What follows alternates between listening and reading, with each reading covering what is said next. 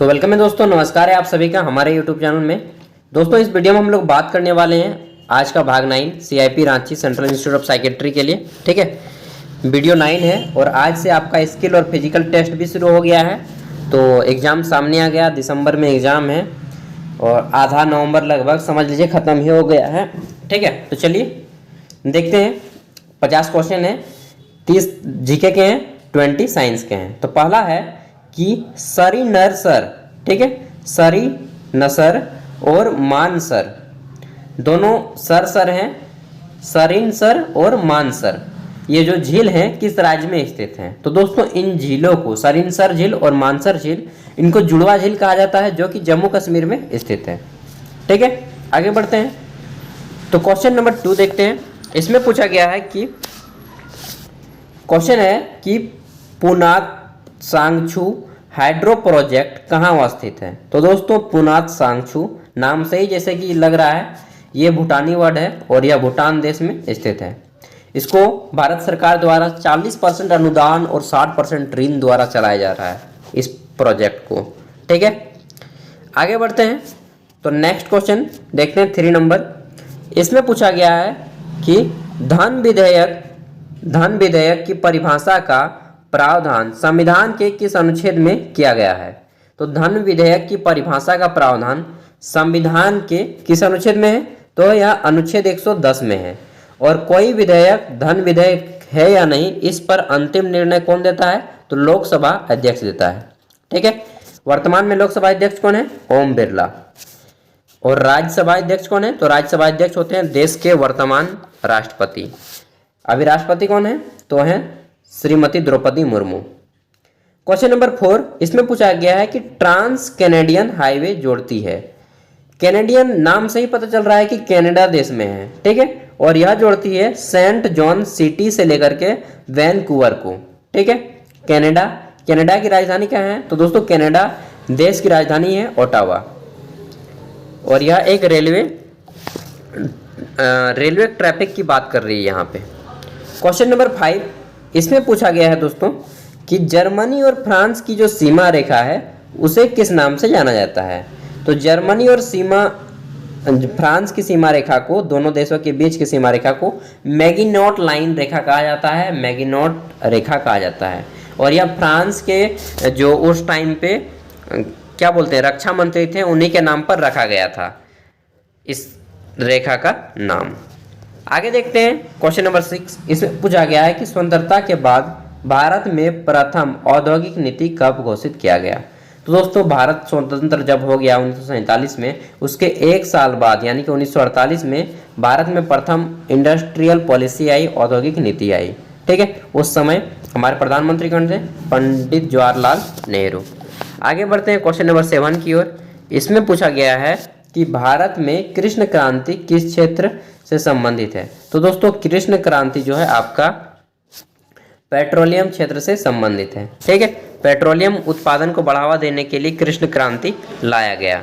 हरित क्रांति कृषि से संबंधित है, धान और गेहूं के विशेष रूप से उपज होती है उसमें। आगे बढ़ते हैं क्वेश्चन नंबर 8 की ओर। तो इसमें क्या पूछा गया है, क्वेश्चन नंबर 8 में पूछा गया है कि उपभोक्ता मूल्य सूचकांक किस वर्ष शुरू किया गया। तो दोस्तों उपभोक्ता मूल्य सूचकांक जो है वर्ष 2012 में शुरू किया गया था, फरवरी 2012। क्वेश्चन नंबर 9 देखते हैं। इसमें पूछा गया है कि ओमान की राजधानी कहाँ है। तो दोस्तों ओमान की जो राजधानी है वह है मस्कट। कहाँ है, मस्कट। ठीक है, आगे बढ़ते हैं नेक्स्ट क्वेश्चन की ओर।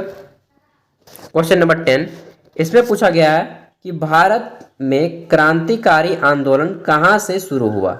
तो जितने भी भारत में क्रांतिकारी आंदोलन हुए थे स्वतंत्रता से पहले अंग्रेजों को भगाने के लिए, तो यह शुरू हुआ था सबसे पहले महाराष्ट्र में। ठीक है, महाराष्ट्र को 1960 में अलग किया गया। गुजरात और महाराष्ट्र पहले एक ही हुआ करता था और उस समय इनको सौराष्ट्र के नाम से जाना जाता था।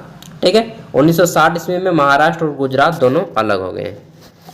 11 नंबर क्वेश्चन देखते हैं। इसमें पूछा गया है कि चित्रकूट जलप्रपात भारत के किस राज्य में स्थित है। तो चित्रकूट जलप्रपात भारत के किस राज्य में स्थित है। दोस्तों यह छत्तीसगढ़ में स्थित है। ठीक है, छत्तीसगढ़ इसका राइट आंसर हो जाएगा। वहीं पे चित्रकूट जलप्रपात स्थित है, वाटरफॉल इंग्लिश में बोलते हैं। आगे देखते हैं क्वेश्चन नंबर 12। इसमें पूछा गया है कि ऑस्ट्रेलिया के एकमात्र द्वीपीय राज्य का नाम बतावें। तो ऑस्ट्रेलिया के एकमात्र द्वीपीय राज्य का नाम क्या है? देखिए, ऑस्ट्रेलिया के एकमात्र द्वीप है उसका नाम है टेजमेनिया। ठीक है, टेजमेनिया नाम है, टी से शुरू होता है, TA, तो यहाँ पे टेज लिखा गया है, तेजमेनिया बोलिए चाहे टेजमेनिया बोलिए, जो भी होता है। क्वेश्चन नंबर 13 देखते हैं, पॉलिटिक्स के क्वेश्चन है। इसमें पूछा गया है कि नीलम संजीव रेड्डी के कार्यकाल के बाद राष्ट्रपति कौन बने? यानी कि नीलम संजय रेड्डी जब राष्ट्रपति थे, उनका पद समाप्त हो गया, तब फिर कौन राष्ट्रपति बने? तो उसके बाद बने ज्ञानी जैल सिंह। ठीक है, ज्ञानी जैल सिंह। आगे देखते हैं नेक्स्ट क्वेश्चन। तो इसमें पूछा गया है कि मुगल सम्राट जहांगीर ने कहाँ पे शालीमार बाग का निर्माण करवाया था? तो दोस्तों, मुगल सम्राट जो थे जहांगीर, उन्होंने शालीमार बाग बनाया था। कहाँ पे बनाया था? तो ये बनाए थे, कहाँ पे बनाए थे जी? कश्मीर में बनाए थे। ठीक है, और इसका नाम अपने, मतलब कि जो निर्माण करवाए थे अपने वाइफ, उनके वाइफ का नाम क्या था? उनके वाइफ का नाम था नूरजहां। ठीक है, मतलब नूरजहां नाम नहीं था, मेहरुनिसा नाम था, लेकिन नूरजहां उसके अलग नाम से भी जाना जाता था। ठीक है, तो इसका राइट आंसर हो गया कश्मीर। आगे बढ़ते हैं क्वेश्चन नंबर 15 की ओर। इसमें पूछा गया है दोस्तों कि वार्षिक भारतीय स्वतंत्रता, कौन आ गया यार? क्वेश्चन है वार्षिक भारतीय शास्त्रीय संगीत समारोह सवाई गंधर्व भीमसेन महोत्सव डैश में आयोजित किया जाता है। तो वार्षिक भारतीय शास्त्रीय संगीत समारोह सवाई गंधर्व भीमसेन महोत्सव कहाँ पे आयोजित किया जाता है, ये पूछा गया है।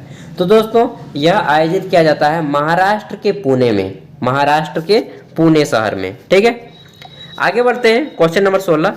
इसमें पूछा गया है कि पाटनवाड़ी एक भेड़ की नस्ल है जो किस राज्य में पाई जाती है? तो यह आपके गुजरात में पाई जाती है, और यह फेमस है होजियारी ऊन के कारण। होजियारी ऊन इसी पाटनवाड़ी नस्ल की भेड़ से प्राप्त किया जाता है। क्वेश्चन नंबर 17 देखते हैं। इसमें पूछा गया है कि गांधी जी के बाद नाम का एक पुस्तक है, इसको किसने लिखा है? ठीक है, इस पुस्तक को लिखा है रामचंद्र गुहा ने। किसने लिखा है? रामचंद्र गुहा ने। ऑप्शन 2 इसका राइट आंसर हो जाएगा। 18 नंबर क्वेश्चन की ओर बढ़ते हैं। इसमें पूछा गया है कि ग्राम पंचायत और, अरे यार आज थोड़ा काम सही से नहीं कर रहा है स्क्रीन।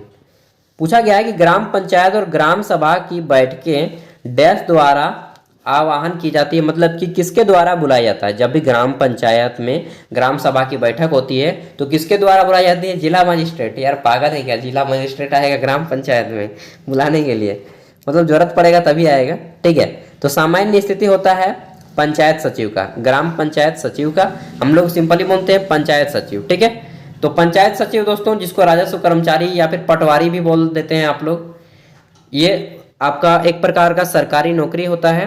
ठीक है, और ये ही इन सभी का अध्यक्ष का काम, बाहर बुलाने उलाने का काम करते हैं। ठीक है, तो यही आपका जो प्रधान जी बोलते हैं या फिर मुखिया बोलते हैं, उनके साथ मिलकर काम करते हैं। आपके राज्य में वैकेंसी भी आती होगी, 12th पास की वैकेंसी होती है, पहले 10th पास की थी, अब 12th कर दिया गया है इसके लिए। क्वेश्चन है 12 नंबर कि निम्नलिखित में से कौन सा एक सौर मंडल का भाग नहीं है? ठीक है, इनमें से कौन सा एक सौर मंडल का भाग नहीं है? तो देखिए यहाँ पे क्षुद्र ग्रह, ये तो है जी सौर मंडल का, उल्का पिंड भी है, चंद्रमा भी है, यानी कि राइट आंसर हो जाएगा उपयुक्त में से कोई नहीं। ऑप्शन डी इसका राइट आंसर हो जाएगा। ठीक है, ये सभी सौरमंडल के भाग हैं। 20 नंबर क्वेश्चन देखिए। इसमें पूछा गया है कि पृथ्वी और सूर्य के बीच का जो मध्य का अंतर है यह कितना है? तो दोस्तों, पृथ्वी और सूर्य के बीच 1 AU है। AU का मतलब होता है एस्ट्रोनॉमिकल यूनिट। ठीक है, हिंदी में सौर इकाई बोलते हैं, एक सौर इकाई, और इंग्लिश में एस्ट्रोनॉमिकल यूनिट, शॉर्टली लिखा गया है AU। 21 नंबर क्वेश्चन देखिए। इसमें पूछा गया है कि एक द्वीपीय राष्ट्र मालदीव डैश में स्थित है। एक द्वीपीय राष्ट्र मालदीव कहाँ पे स्थित है? तो दोस्तों, मालदीव जिसकी राजधानी है माले, और यह हमारे पड़ोसी देश है, जलीय पड़ोसी देश, भारत के पड़ोसी देश है, और यह आपका हिंद महासागर में देखने को आपको मिल जाएगा। ठीक है, राइट आंसर हो जाएगा हिंद महासागर। ठीक है, आगे बढ़े क्वेश्चन नंबर 22 की ओर बढ़ते हैं। इसमें पूछा गया है कि प्राइम मेरिडियन डिग्री कितना है, यानी कि हम लोग बोल सकते हैं ग्रीनविच मीन टाइम जो है कितनी डिग्री पर मापा जाता है। यह आपका इंग्लैंड में है दोस्तों, और यह 0 डिग्री पे मापा जाता है। ठीक है, 0 डिग्री ग्रीनविच मीन टाइम। आगे देखते हैं क्वेश्चन नंबर 23 पूछा गया है कि भारत का जो मानक समय है कहाँ से लिया गया है। भारत का मानक समय कितनी डिग्री से लिया गया है, तो 82.5 डिग्री पूर्व से लिया गया है, उत्तर प्रदेश के मिर्जापुर से। पहले मिर्जापुर बोलिए चाहे इलाहाबाद का नैनी बोलिए, दोनों बात सेम ही है। ठीक है, 82.5 डिग्री पूर्वी देशांतर, उत्तर प्रदेश, मिर्जापुर। या आप मिर्जापुर वेब सीरीज देखे ही होंगे, उसी को याद रख लिए, ज़्यादा बेटर होगा। 24 नंबर क्वेश्चन है कि विश्व की सबसे लंबी पर्वतीय श्रेणी कौन सी है। देखिए यहाँ पे थोड़ा सा आपको कंफ्यूज होगा। एक क्वेश्चन होता है कि विश्व की सबसे लंबी, और एक होता है विश्व की सबसे ऊंची। अगर सबसे ऊंचाई की बात किया जाए तो हमारा एवरेस्ट हो जाएगा जो कि हिमालय में है, और सबसे लंबा बोले, ठीक है, तो लंबाई में आपका एंडीज आ जाएगा। राइट आंसर क्या हो जाएगा, एंडीज पर्वत। ठीक है, ऊंचाई में एवरेस्ट हिमालय में है, और लंबाई में एंडीज। ठीक है ना, कंफ्यूज नहीं कीजिएगा। 25 नंबर क्वेश्चन देखते हैं। इसमें पूछा गया है कि निम्नलिखित में से किस महाद्वीप से कर्क रेखा, मकर रेखा और भूमध्य रेखा, ये तीनों रेखाएं क्रॉस करती हैं। ट्रॉपिक ऑफ कैंसर क्या क्या बोलते हैं, और कर्वेचर। ठीक है, जो भी है, मुझे इंग्लिश में उतना मालूम नहीं है यार। तो क्वेश्चन है कि कर्क रेखा, मकर रेखा और भूमध्य रेखा ये तीनों कहाँ से गुजरती हैं, किस महाद्वीप से, तो दोस्तों ये तीनों अफ्रीका महाद्वीप से गुजरती हैं। ऑप्शन 3 इसका राइट आंसर हो जाएगा, अफ्रीका कॉन्टिनेंट। ठीक है, 26 नंबर क्वेश्चन की ओर बढ़ते हैं। इसमें पूछा गया है कि निम्नलिखित में से कौन सा वलित पर्वतों का उदाहरण है। तो दोस्तों वलित पर्वत या फिर इसको मोड़दार पर्वत ही बोलते हैं, यानी कि ये इस तरह से मुड़ गया था और पर्वत बन गया है। तो इसके उदाहरण है कौन कौन, देखिए हिमालय इसका उदाहरण है जी, अरावली भी इसका उदाहरण है, यूराल भी इसका उदाहरण है। तो इसका राइट आंसर हो जाएगा उपयुक्त में सभी, ऑल ऑफ दीज। ठीक है, आगे बढ़ते हैं क्वेश्चन नंबर 27 की ओर। इसमें पूछा गया है निम्नलिखित में से कौन से वन मानसूनी वन कहलाते हैं। निम्नलिखित में से कौन से वन मानसूनी वन कहलाते हैं, तो देखिए 4 ऑप्शन है। इसका राइट आंसर क्या हो जाएगा, पर्णपाती वन। पर्णपाती वन दोस्तों मानसूनी वन कहे जाते हैं। ठीक है, आगे बढ़ते हैं। तो 28 नंबर क्वेश्चन देखिए। इसमें पूछा गया है कि निम्नलिखित वृक्षों में से कौन सा कांटेदार वनों का एक उदाहरण है। तो कौन सा कांटेदार वन का उदाहरण है, ठीक है, तो खैर ये तो कांटेदार होता है, कीरर भी कांटेदार होता है, बबूल भी कांटेदार होता है। तो राइट आंसर हो जाएगा क्या, लाल चंदन। लाल चंदन आपका जो है कांटेदार वनों का उदाहरण नहीं है। ठीक है, और कांटेदार वन अक्सर कहाँ पे पाए जाते हैं, रेगिस्तानी इलाकों में, जैसे कि भारत का राजस्थान हो गया। आगे बढ़ते हैं 29 नंबर क्वेश्चन। इसमें पूछा गया है कि निम्नलिखित में से कौन सा अधिनियम मॉन्टेग्यू चेम्सफोर्ड सुधार कहलाता है। तो कौन सा अधिनियम मॉन्टेग्यू चेम्सफोर्ड सुधार कहलाता है, देखिए भारत सरकार अधिनियम 1919 मॉन्टेग्यू चेम्सफोर्ड सुधार कहलाता है। ठीक है, ऑप्शन 2 इसका राइट आंसर हो जाएगा। मॉन्टेग्यू चेम्सफोर्ड अधिनियम 1918 में बना और 1919 में लागू हुआ था। आगे देखते हैं नेक्स्ट क्वेश्चन। तो क्वेश्चन क्या है 30 नंबर। इसमें पूछा गया है, अंतिम क्वेश्चन है जीके का, भारत में वन्य जीव सप्ताह प्रत्येक वर्ष किस महीने के प्रथम सप्ताह को मनाया जाता है। तो दोस्तों अक्टूबर महीने के प्रथम सप्ताह को भारत में प्रत्येक वर्ष वन्य जीव सप्ताह दिवस मनाया जाता है। ठीक है, आगे बढ़ते हैं। तो यहाँ पे टोटल 30 क्वेश्चन कंप्लीट होते हैं जीके के। अब हमारे साइंस के, जनरल साइंस के, सामान्य विज्ञान के 20 क्वेश्चन आते हैं। आइए करते हैं इनको। तो क्वेश्चन नंबर 31 में देखते हैं। क्वेश्चन नंबर 31 में पूछा गया है कि जब बर्फ के 2 घनों को, जब बर्फ का 2 घन लीजिए, मान लीजिए 2 बर्फ हैं और आपस में दबाया तो वे मिलकर एक घन बन जाता है, एक बर्फ बन जाता है। तो इसका कारण क्या है ये बताना है। तो इसका कारण होता है हाइड्रोजन आबंध का बनना। ठीक है, दोनों के बीच क्या बन जाता है, हाइड्रोजन बॉन्ड बन जाता है, हाइड्रोजन आबंध बन जाता है। ठीक है, नेक्स्ट क्वेश्चन की ओर बढ़ते हैं। Question number 32। इसमें पूछा गया है कि वह हार्मोन कौन सा है जो यूट्रोस को संकुचित करके बच्चों को जन्म देने में मदद करता है। तो वह हार्मोन कौन सा है जो यूट्रोस को संकुचित करके बच्चों को जन्म देने में मदद करता है। ठीक है, तो इसका राइट आंसर क्या हो जाएगा, देखिए इस हार्मोन का नाम है दोस्तों ऑक्सीटोसिन। ठीक है, ऑक्सीटोसिन जो हार्मोन है यूट्रस को संकुचित करके बच्चों को जन्म देने में मदद करता है। और एक चीज़ याद रखिएगा, टेस्टोस्टेरोन हार्मोन जो है आपका पुरुषों में पाया जाता है और एस्ट्रोजन हार्मोन महिलाओं में पाया जाता है। जनरली एग्जाम में बहुत बार क्वेश्चन पूछा जाता है।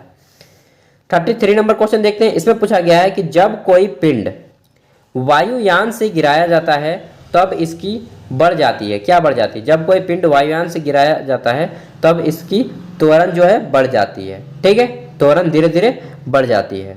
ऑप्शन 3 इसका राइट आंसर हो जाएगा। आगे बढ़ते हैं 34 नंबर क्वेश्चन। देखिए दोस्तों, इसमें पूछा गया है कि जल खींचने वाले विद्युत पंप द्वारा हम बदलते हैं। जल खींचने वाला जो विद्युत पंप होता है, जब पानी छपाते हैं, मतलब क्या बोलते हैं, चापानल या चापाकल जो भी बोलते हैं आप, ठीक है, तो उसमें किस ऊर्जा को किस ऊर्जा में परिवर्तित किया जाता है? तो जल खींचने वाला पंप किस ऊर्जा को किस ऊर्जा में परिवर्तित करता है?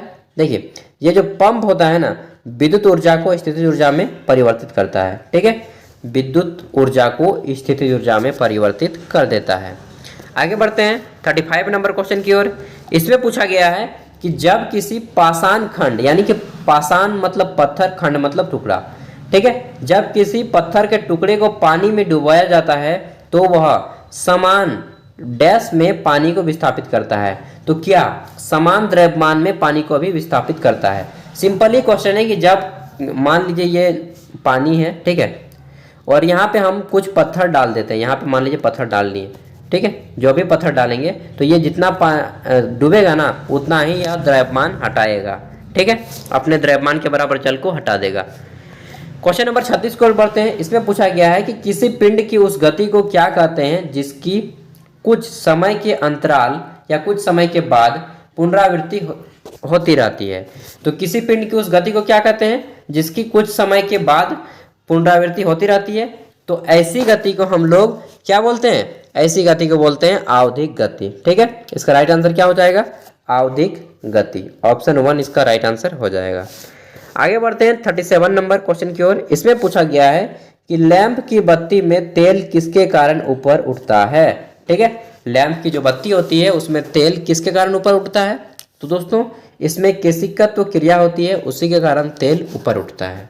ठीक है, 38 नंबर क्वेश्चन की ओर बढ़ते हैं। इसमें आपका क्वेश्चन है कि एक गैस स्थिरांक R का मान अर्ग डिग्री -1 या मोल -1 में क्या है? ठीक है, तो ये देखिए, इसको थोड़ा प्रूव करना पड़ेगा, तो इसको देख लीजिएगा।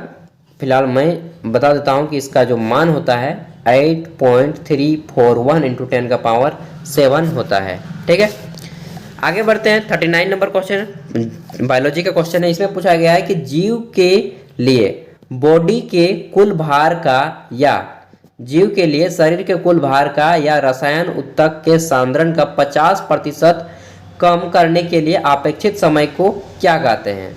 तो इनके अपेक्षित समय को क्या कहते हैं? अर्धवायु अवधि कहते हैं। ठीक है, अर्ध आयु अवधि कहा जाता है। ऑप्शन 4 इसका राइट आंसर हो जाएगा, 39 का 4। ठीक है, आगे बढ़ते हैं। क्वेश्चन है कि आवोगाद्रो संख्या का मान कितना है? आवोगाद्रो संख्या जो है इसका मान कितना है? तो इसका मान है कि 6.23 × 10⁻23। 6.23 × 10⁻23। ठीक है, क्वेश्चन नंबर 41 देखते हैं। इसमें पूछा गया है कि कार्बन के 6.023 × 10⁻22 परमाणुओं का भार कितना होता है? तो इसके परमाणुओं का भार कितना होता है? देखिए दोस्तों, इसके जो परमाणु होते हैं इसका भार होता है, एक मिनट, तो थोड़ा जमा ही आ गया था। इसका भार होता है 12 ग्राम। ठीक है, कितना होता है? 12 ग्राम। इसको भी प्रूव करने हुआ है, न्यूमेरिकल क्वेश्चन है। 1-2 न्यूमेरिकल क्वेश्चन भी आपके एग्जाम में आ सकते हैं, इसलिए हमने 1-2 न्यूमेरिकल क्वेश्चन को भी इंक्लूड कर दिया है। 42 नंबर क्वेश्चन देखते हैं। इसमें पूछा गया है कि किसी द्रव में एक कोलाइडी तंत्र एक द्रव में परिक्षेपित करने पर कहलाता है। क्या कहलाता है? ठीक है, यह पूछा गया है कि क्या कहलाता है। तो इसका राइट आंसर हो जाएगा इमल्सन कहलाता है। ठीक है, हिंदी में पायस बोलते हैं। आगे बढ़ते हैं क्वेश्चन नंबर 43 की ओर। इसमें पूछा गया है कि पॉइडअप प्राकृतिक गैस, पीएनजी शॉर्ट में बोलते हैं। ठीक है, पॉइडअप प्राकृतिक गैस यानी कि पॉइडअप नेचुरल गैस पीएनजी का प्रयोग कहाँ पे किया जाता है? तो दोस्तों सीएनजी जिस तरह होता है उसी तरह पीएनजी भी एक गैस होता है और इसका उपयोग खाना बनाने के लिए किया जाता है। किस लिए किया जाता है? खाना बनाने के लिए। यार सॉरी, ये खनन हो गया खाना बनाना, यहाँ पे भोजन बनाना हो जाएगा राइट आंसर। ठीक है, भोजन बनाने के लिए ऑप्शन 4 इसका राइट आंसर हो जाएगा। मैं खनन को खाना समझ के दे दिया। 44 नंबर है, इसमें पूछा गया है कि रदरफोर्ड के प्रकीर्णन ने परीक्षण के मौजूद की थी। जो रदरफोर्ड ने प्रकीर्णन परीक्षण किया था, ठीक है, टेस्ट किया था, इससे क्या सिद्ध हुआ? तो दोस्तों इससे यह सिद्ध होता है कि परमाणुओं में न्यूक्लियस पाया जाता है। जो रदरफोर्ड ने अल्फा कणों को पार किया था ना इस तरह से, मतलब ये जो था ये, और अल्फा कणों को पन्नी से पार किया था, सोने की पन्नी से, तो कहीं कहीं पे लाइट रुक गया था और वापस मुड़ के आ गया था इस तरह से। तो इससे यह सिद्ध होता है कि जो परमाणुओं के बीच में, एटम के बीच में इलेक्ट्रॉन प्रोटॉन के अलावा आपका न्यूक्लियस भी होता है, नाभिक भी होता है। ठीक है, आगे बढ़ते हैं। क्वेश्चन नंबर 45, इसमें पूछा गया है कि उच्चतर पौधों के बीजों के पोषण उत्तक को क्या कहते हैं? तो उच्चतर पौधों के बीजों के पोषक उत्तक को क्या कहा जाता है? देखिए दोस्तों, इनको कहा जाता है, क्या कहा जाता है?